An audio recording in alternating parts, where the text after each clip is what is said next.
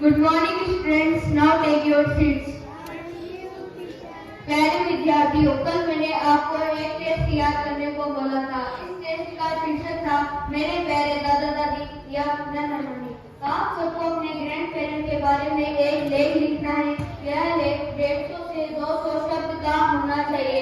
इस लेख में आप वो सब लिख सकते हैं जो आप अपने ग्रैंड पेरेंट के बारे में सोचते हो या महसूस करते हो।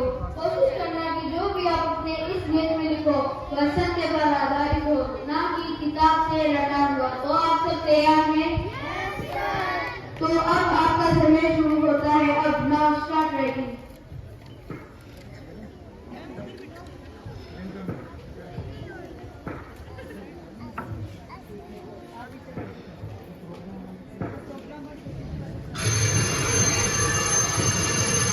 Stop writing. Time is over.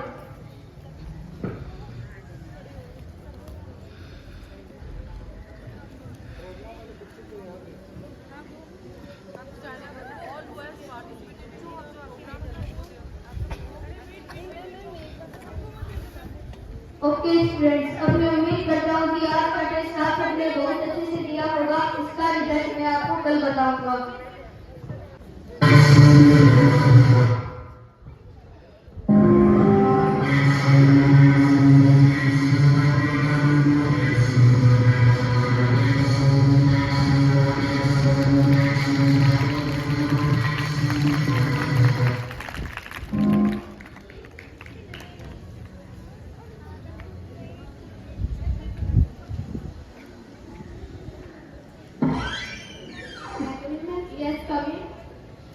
मुझे आपसे बहुत जरूरी बात करनी थी। बोलिए मिस्टर लक्ष्मी, क्या बात है? आप बहुत टेंशन में लग रहे हो।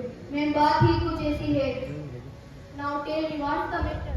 मैम, आज मैंने 7th क्लास के बच्चों का टेस्ट दिया था। इस टेस्ट का टॉपिक था मेरे प्यारे दादा दादी जहाँ नाना नानी। सभी बच्चों ने बहुत अच्छा लिखा है, लेकिन जब मैं सदफ का टेस्ट चेक कर रहा था तो मैं दंग रह गया।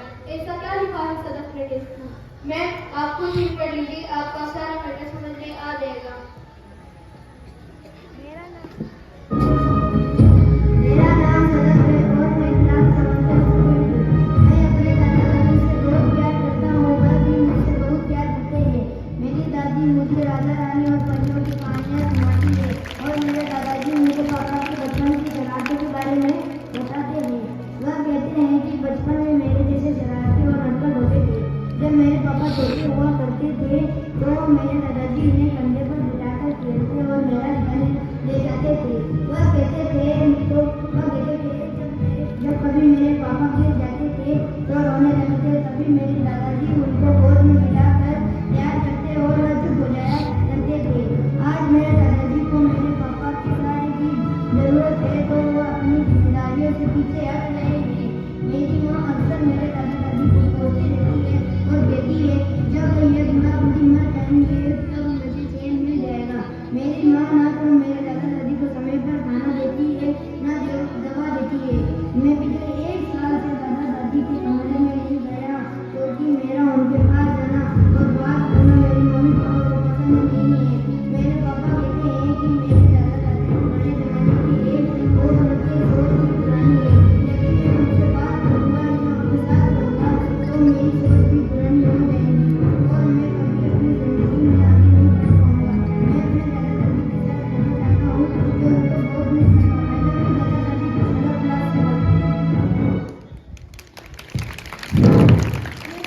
टेंशन की बात है, हमें इस बारे में सदस्य से बात करनी चाहिए।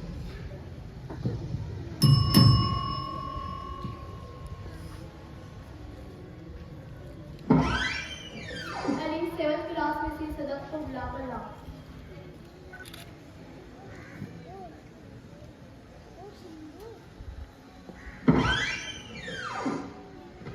Yes coming. हेलो सदस्य बेटा, कैसे हो तुम? मैं ठीक हूँ। अब और बेटा मेरे पास आओ। सदा बेटा, जो तुम इस टेस्ट में लिखा है क्या वो सच है? यस मैम, मैं कभी ठीक नहीं होता हूँ। कूल डाउन, मैं तुम्हारी समस्या समझ सकती हूँ। आज के बाद अब तुम ज़्यादा दिन अपने दादा दादी से दूर नहीं रहोगी। ये मेरा वादा है तुमसे। अब तुम अपनी क्लास में जाओ और लगाना पड़े।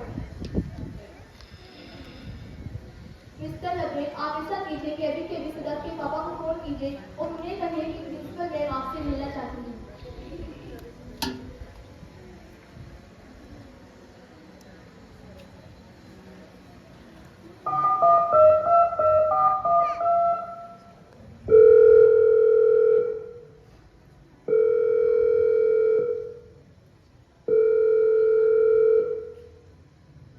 हेलो, कौन? क्या आप सदक के पापा बोल रहे हैं? जी हाँ, आप कौन? मैं सदक का क्लास टीचर बोल रहा हूँ। प्रिंसिपल मैम आपसे मिलना चाहती हैं। आज आपको स्कूल आना पड़ेगा। क्या कोई चिंता की बात है? नहीं नहीं, बस आप स्कूल आ जाइएगा।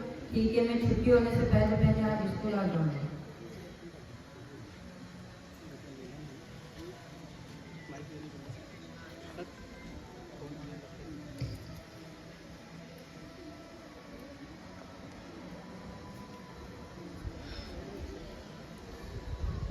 आइए बैठिए।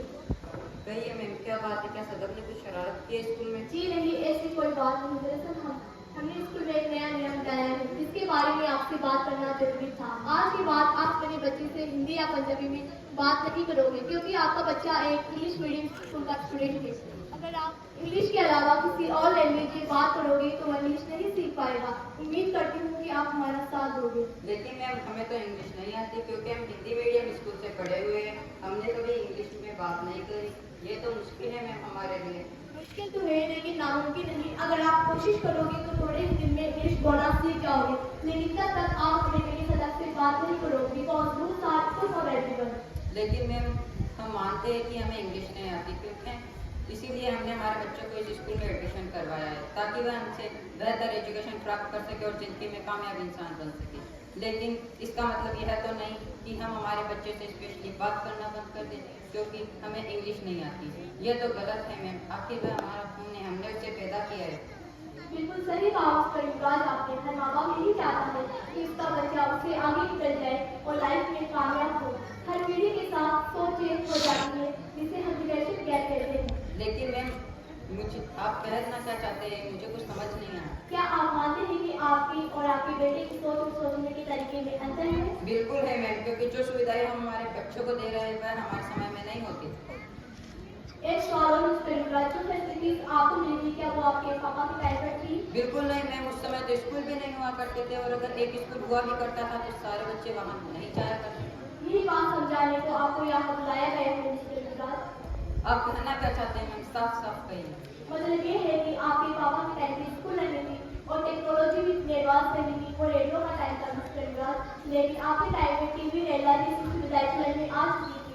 लेकिन जिस टाइम में आपका बेटा पैदा हुआ है वो इंटरनेट का जमाना है। आज सभी के पास मोबाइल, लैपटॉप, कंप्यूटर और हाईटेक टेक्नोलॉजी है। सरल भाषा में कहें तो टेक्नोलॉजी ने इंसान को भी हाईटेक कर दिया है। मगर मैम, आप यह सब मुझे क्यों बता रहे हैं? देखिए, जैसे हमने आज बच्चों का टेस्ट कंडक्ट किया था जिसमें उन्होंने अपने ग्रैंड पेरेंट्स के बारे में लिखा है।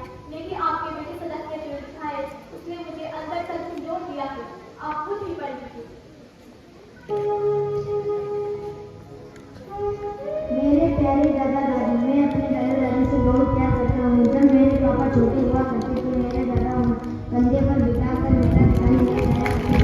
आज मेरे दादाजी को मेरे पापा के प्यार की जरूरत है और उनके प्यारे तरीके मैं अपने दादा दादी के साथ स्कूल जाना चाहता हूँ और उन्हें बहुत मिस करता हूँ। आई लव यू दादाजी, सदक क्लास है। देखिए मिस्टर युवराज, मेरा मकसद आपको रिसर्च करने का बिल्कुल भी नहीं था। आपका बच्चा एक बहुत ही इंटेलिजेंट और एक काबिल स्टूडेंट है। बच्चे तो बच्चे कच्ची मिट्टी की तरह होते हैं मिस्टर युवराज। माँ बाप और अध्यापक उन्हें जिस तरह का रूप दे सकते हैं। बच्चे का दिमाग कंप्यूटर की हार्ड ड्राइव की तरह होता है। हम जिस तरह का डाटा और बातें इसमें सेव करते जाएंगे वह उसी तरह के डाटा के साथ स्टोर हो जाएगी। आज हम अपने बच्चों के दिमाग में उसके दादा दादी के प्रति जो सोच डेवलप कर रहे हैं वो पूरी उम्र उसके साथ नहीं, कल वो पढ़ लिख जाएगा, उसकी शादी होगी और उसके बच्चे भी होंगे। कल को वो अपने बच्चों को आपसे दूर रहने को कहेगा तो आपको कैसा महसूस होगा मिस्टर युवराज? बस कीजिए मैम, बस कीजिए। मुझे अपनी गलती का एहसास हो गया है। जाने अनजाने मुझसे और मेरी बीवी से बहुत बड़ा पाप हुआ है। मुझे माफ कर दीजिए। चुप कर गए मिस्टर युवराज। अगर सुबह का अपना हुआ शाम को न लौटाए तो उसे बुरा देने के लिए अगर आपको माफी मांगी है तो अपने माँ बाप से मांगिए जिनका आपने बहुत दिल दुखाया है। आप एकदम सही कह रहे हैं मैम। मैं अपने माँ बाप का बहुत बड़ा गुनहगार हूँ। मैं आपसे वादा करता हूँ कि आज के बाद मैं तलब को कभी उसके दादा दादी से मिलने और बात करने से कभी नहीं मना। यह मीराबान स्थित पर फिर आपकी घर चलती